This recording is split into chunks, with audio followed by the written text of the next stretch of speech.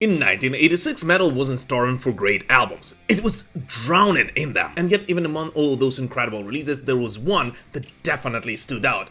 And the one which many to this very day consider to be one of the best, if not the best metal album ever made.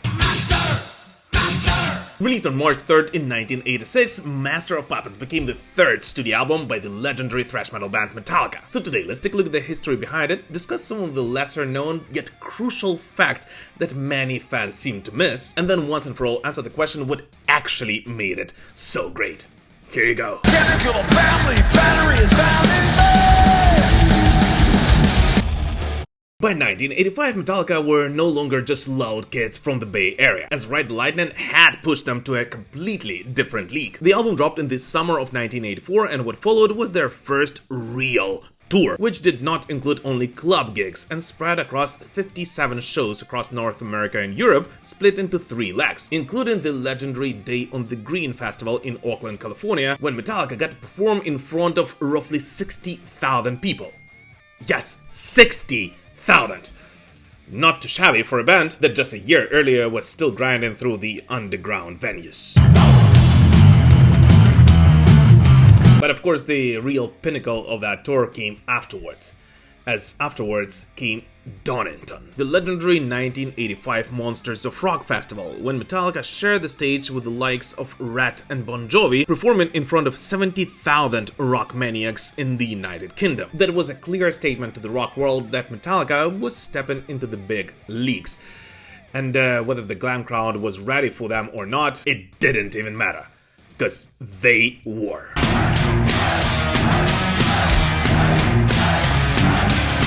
But at the same time, something changed behind the scenes. Management shifted from John Zazula to Cliff Bernstein and Peter Manch of Q Prime, and that move was crucial for the future development of Metallica, as it meant bigger budgets, bigger strategy, bigger planning, and bigger ambition. An ambition to not just follow up Ride the Lightning with a decent release, but to drop an album that would silence critics, crush competitors, and define Metallica. And that's exactly what Master of Puppets was. By the way guys, super quick, just wanted to point out that only around 30% of the people who watch my videos are actually subscribed to this channel, so if you're not one of those, and especially if this is not the first video you're watching here, I would really appreciate it if you would consider subscribing right now. Let's continue building this amazing heavy metal community together. Somewhere in the middle of 1985, in between the North American and the European legs of the tour, James Hetfield and Lars Ulrich did what they would do every couple of years. Locked themselves in the garage. We'll see you soon, you crazy mother. Yes, the writing process for the album, which we would eventually know as Master of Puppets, began in El Cerrito, California, with just the 2 of the main songwriters, without Cliff Burton and Kirk Hammett. James and Lars have both described the process as less of writing songs and more of messing with the riffs, where they would take a riff, stretch it, flip it, stitch it to another one, tear it apart, rebuild it again, and do it over and over again, until it actually started to sound like a song. Yeah. And an interesting thing is that after that structure was done, they would collectively come up with a title, and only after they would have the title, James would sit down and write the lyrics for it, which is a rather, well, interesting way to compose.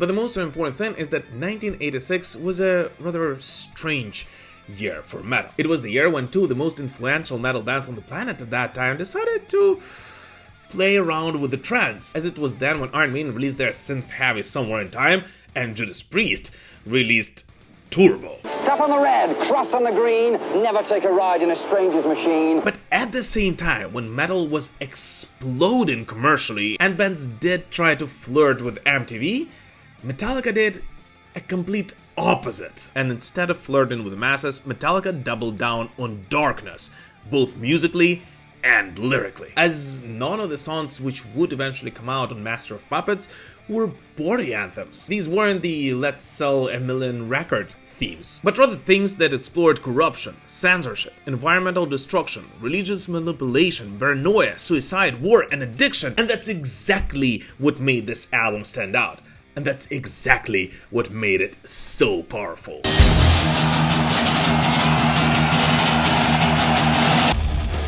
But we all know that no one is allowed to actually talk about those themes in thrash metal without mentioning one name.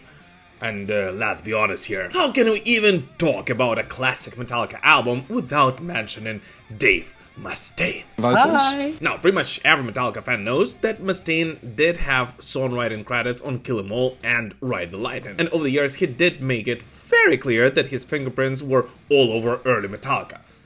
I mean, he did mention it at least a couple of times. But according to Dave, his influence did not really stop on Kill 'Em All and Ride the Lightning, and somewhere in 1985 in that garage, James and Lars stumbled upon an old riff of his, and his songwriting credits almost happened for Master of Puppets as well.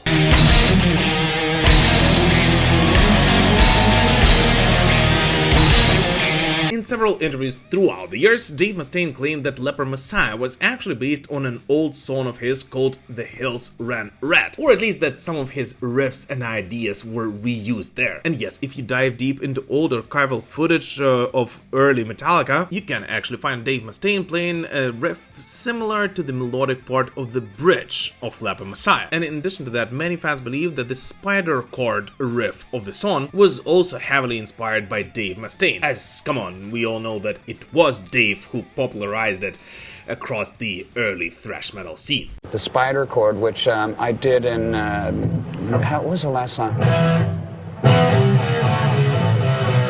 So, is that a proof enough that Dave Mustaine actually co-wrote that song?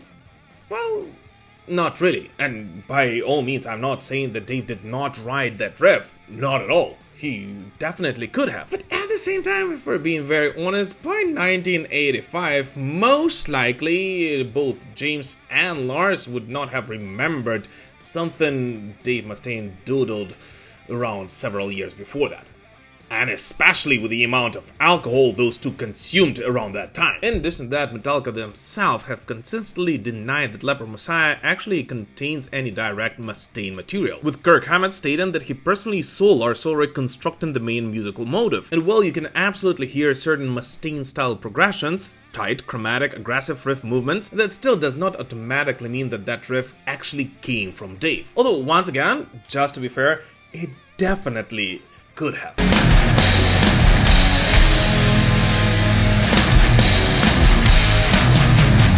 But at the same time, this part is somewhat important in understanding why Master of Puppets became the cult album it is today. As back in mid-80s, thrash metal was a very specific ecosystem, with bands influencing each other constantly and techniques overlapping. Yet while some bands struggled hard to find their unique sound and distinguish themselves from the rest of the scene, Metallica did the absolute opposite and incorporated everything that was good in heavy metal and thrash metal overall. And yes, this does include being influenced by Dave Mustaine.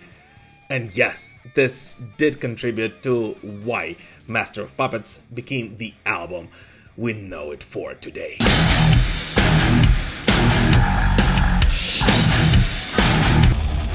To record Master of Puppets, Metallica once again joined forces with Flemming Rasmussen in Sweet Silence Studios in Copenhagen, Denmark. And not only because they loved working there on their Ride the Lightning album, but also because they were still dissatisfied with the acoustics in pretty much all the American studios they could afford at that time. Things are what they used to be. Missing one inside. Yet this time around, before entering the studios, Metallica actually did their homework. Lars Ulrich took drumming lessons to tighten his precision. Kirk Hammett continued studying with Joey Satriani, focusing on phrasing and control, not just speed. And according to Rasmussen, this time around, Metallica actually went to Denmark with fully prepared demos, and not just half-written and poorly rehearsed ideas, like they might have done before. You guys having some fun? But the weirdest thing is that didn't actually speed up their recording process. Quite the opposite. Well, there were only minor changes that had to be made in the studio to the song structures. Because of the extremely high ambitions Metallica had this time, during the recording sessions for Master of Puppets, they suddenly turned into perfectionists, obsessing over every little detail of their album, unlike they did on any of their previous records.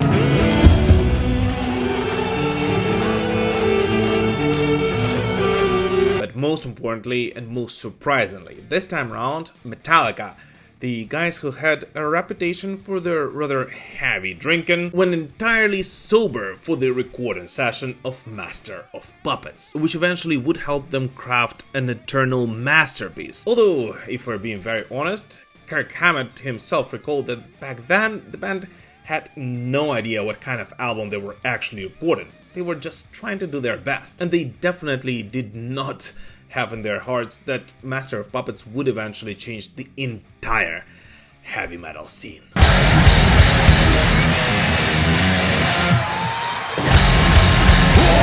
On here, guys, I just want to thank everyone who purchases Metal Pilgrim merch from all across the world, because it is thanks to all of you guys that I am able to release these videos amidst all the hardships of actually being in Ukraine these days. So thank you guys from the bottom of my heart. On March 27th in 1986, Metallica launched their Damage Incorporated run, the first tour in support of Master of Puppets. And that one was a massive one. Roughly 140 plus shows across North America and Europe, and during the spring and summer portion of the first North American leg, they were opening for nobody else but Ozzy Osbourne himself.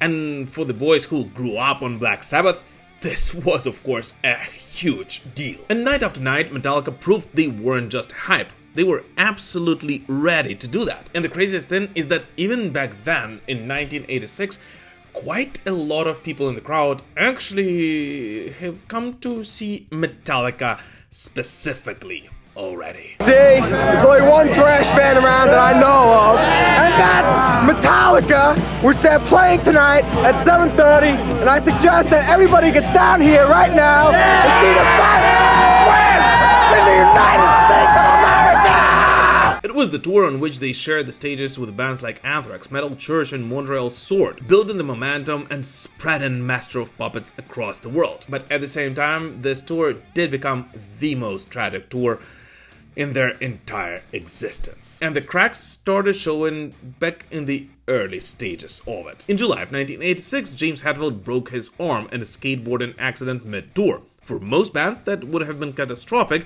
but for Metallica, it was just another one of the obstacles. Jordan Marshall, Metal Church guitarist and Metallica's former roadie, stepped in and played rhythm guitar live while James handled vocals until late September.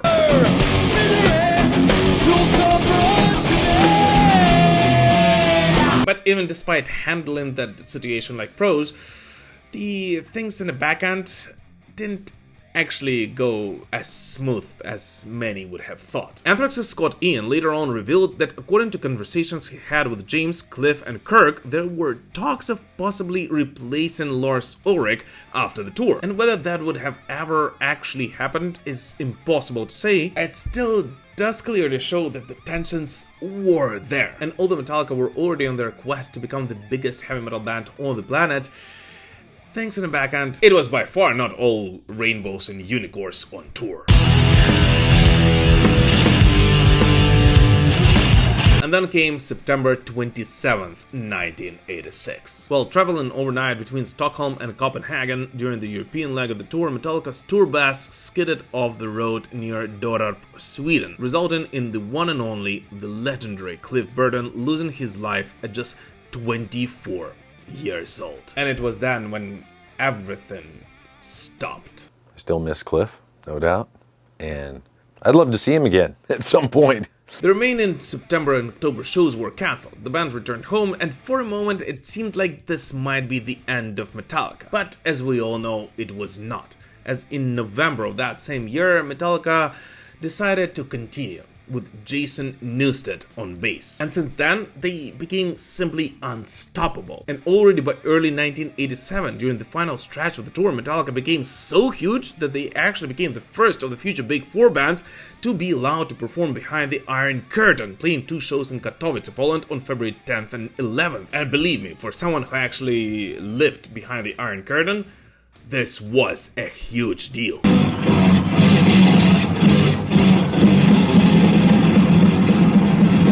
And by doing so, Metallica once again proved that Master of Puppets is not really a regular album, as even the tour in support of it, the Damage Incorporated run, has actually proved that Metallica is much more than just a band.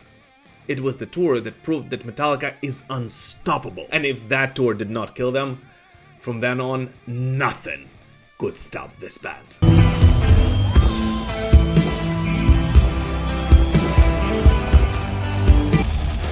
Master of Puppets has raised Metallica to an absolutely new level. From the mostly local sensation from San Francisco to the world-class band that can do world-class tours. In all honesty, what was so special about it?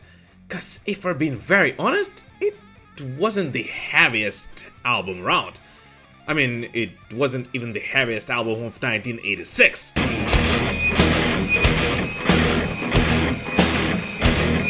And aside from the albums by Slayer, Megadeth and Anthrax that were much heavier and aggressive, the metal world also has gotten Exodus's debut Bonded by Blood. Razor from Ontario, Canada released their Malicious Intent, and hardcore-influenced New Yorkers Nuclear Assault expanded the level of intensity with their iconic debut, ironically labeled Game Over.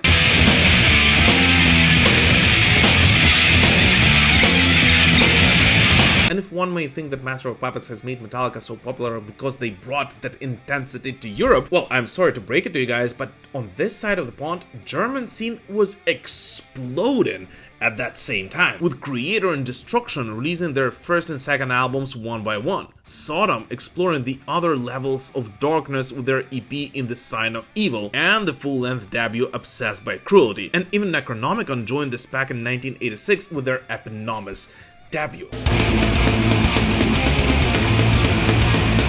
I mean, even in the sunny Italy, Bulldozer released their second album, The Final Separation, that was extremely evil, which together with Belgian Cyclone and Polish Cut made everything released by the big four of thrash metal sound like just rock and roll, 50s rock and roll. And if we're being very honest, with Master of Puppets, Metallica did not essentially redefine heavy metal like they would ironically do several years after that. Especially known that same time in Sweden, Bathory released their eponymous debut and its successor The Return, and in Sao Paulo, Brazil, Volcano debuted with Bloody Vengeance, the albums that laid the foundation of black metal. Right then, at that same time. While back in Metallica's native San Francisco, Possessed with their iconic 7 churches and Beyond the Gates gave birth to something so evil that would eventually be called death metal.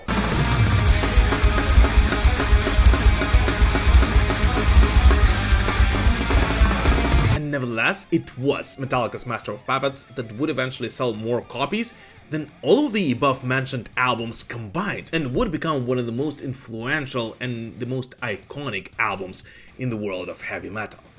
And the secret to their success is balance. Master of Puppets was not too heavy and not too light, not too evil and not too goofy, not too technical and not too simple. It had a perfect mixture of all things to be accepted by both underground and mainstream, to make the path for thrash metal to MTV and be loved by die-hard metalheads. It was the album on which Metallica incorporated everything they heard and everything they loved, from the early days of heavy metal and Judas Priest and Black Sabbath to new wave of British heavy metal, punk catchiness, and the darkness of mid-80s metal that they heard from all over the world. And it was that perfect balance that would eventually make Master of Puppets the masterpiece of an album we know it for today. And it was this balance that would eventually make Metallica the biggest metal band to ever walk this earth. And you know, even today, all the keyboard warriors around the world love to make fun of Metallica, love to make fun of Lars's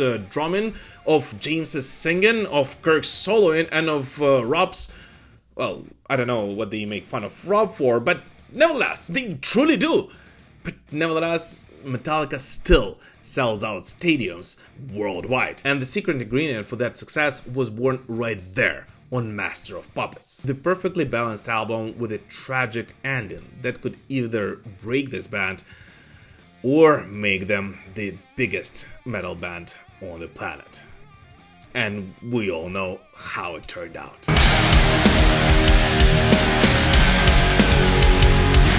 But anyways, what do you guys personally think about Metallica's Master of Puppets, and which is your favorite song from this record? Please let us know in the comments. As always, thank you so much for watching this video, guys, and we'll prevail. Slava Ukraini!